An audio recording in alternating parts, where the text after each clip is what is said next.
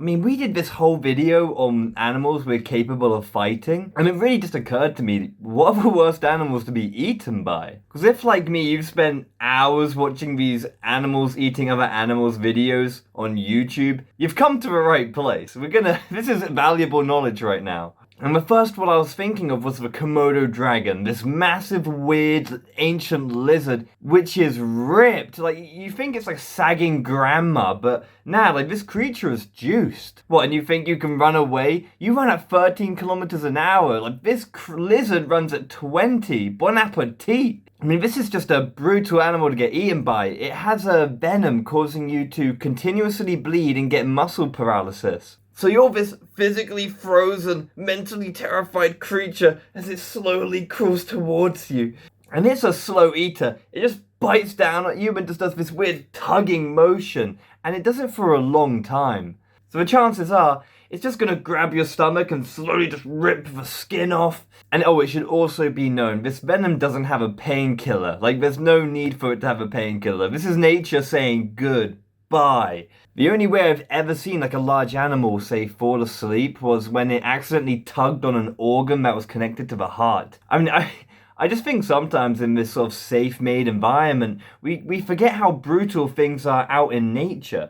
So my next pick is going to be an absolutely bloody classic. It's the bear. And just their claws alone are just completely outrageous. Oh, and a really useless fact I actually found out. Someone did the maths and estimated how much you could actually bench press, which he estimated it as 1,300 to 6,000 pounds. Now, it would be wrong if I didn't let Joe Rogan explain what happens when you get eaten by a bear. Dude, you understand what that would be like to watch a bear eat you dick first? That's how you die. Do you think? Dick first. A bear just right at your crotch. A big fucking giant bear head clamped down on your dick and your asshole.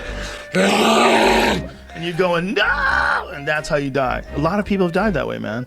I guarantee you, how many people got attacked dick first by giant grizzly bears over the course of the last 20,000 years? I bet it would be a staggering It would be a shocking number. It would surprise you. Oh, thanks, Joe.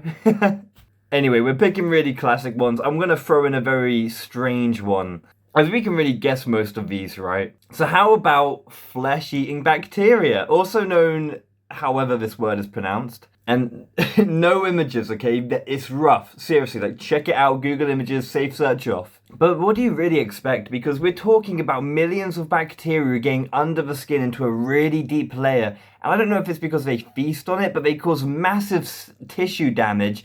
They excrete a toxin causing organ failure. I mean, most animals have the courtesy of you see them and you know you're getting messed up. But this is just a sort of process of little microbes slowly tearing you apart. But I love the idea of the germ freaks that wear gloves, when in reality what they fear the most is on their skin already. Flesh-eating bacteria live on your skin. And they don't even know it. Your skin is protecting you. It's there for a reason. It's pretty good at its job.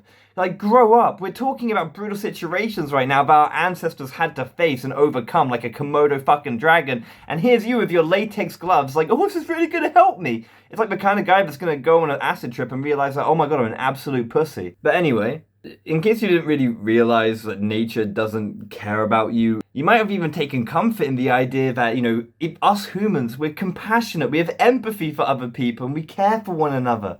But that's a pipe dream, because human cannibalism is one of the worst ways to go. So I was recently reading The Cannibal Island. It's one of the most beautiful products of communist Russia. People were essentially just trapped on an island without food and other prisoners. And this led to people essentially being pinned down and having their limbs cut off. But they wouldn't kill them. They wanted to, say, preserve the meat or meal for a future occasion. So the idea was cut off a leg, help them heal, so we can eat them again later. And worse, it's actually still horrifically common, but there are those sort of more moral cultures where, they'll do it to the old people. They'll eat them as soon as they die. But you do get those that aren't, and they're probably going to eat you when you're alive. And the chances are they're going to dehumanize you in between that, because if you look at Nazi Germany, Unit 731, If you're gonna eat someone who's like in a cage, you're probably gonna treat them like shit too. But the true terror is just seeing another person who can or can't understand you and just realizing you're just one and the same. You're the same creature, yet the tribe is looking at you while you're in this cage, and they're not thinking about how you're a person or anything. They're thinking about how you're dinner. And worse, like, some of them are going to enjoy it. They're like, damn, that's a good meal. I like human meat. And no doubt when you're in that cage, I mean, if this is what I would do anyway, I would weaken them. I would make them dehydrated. I'd starve them slightly so they couldn't fight back. I imagine it to be very horrific. But thanks to humans, because I didn't know if I should include this or not. But it's really popular. A lot of people talk about it, and I just couldn't really find a natural situation where people were eaten alive by ants. But thankfully, due to the Native Americans, I want to say, what would happen to their prisoners or just someone who committed anything that was just nasty? They would be placed in the ground with only their head showing above the soil. They would get like honey slathered over their face, and they would just be trapped there as next to an anthill as the ants began to come up to them. I mean, I can't even imagine it. Only really being able to move your head. You're trying to move your arms, but you're underground and stuck as these little tiny creatures in their thousands begin to swarm over you as they would this like small little creature or lizard. And you're there like, oh, oh, oh. But most people don't actually die from being eaten alive. What's even crazier is, I mean, don't get me wrong, they're going to eat you alive. You're going to feel that part. But it's actually that they'll go into your nose, they'll go into your mouth, and they'll either slice it up, but they basically... You're more likely to die of suffocation than you are to die of, say, 10... You know that whole phrase, the death by 10,000 or 1,000 cuts? You're probably going to get 500 cuts and then suffocate. So it's a little bit... It's not as bad as people make it out to be.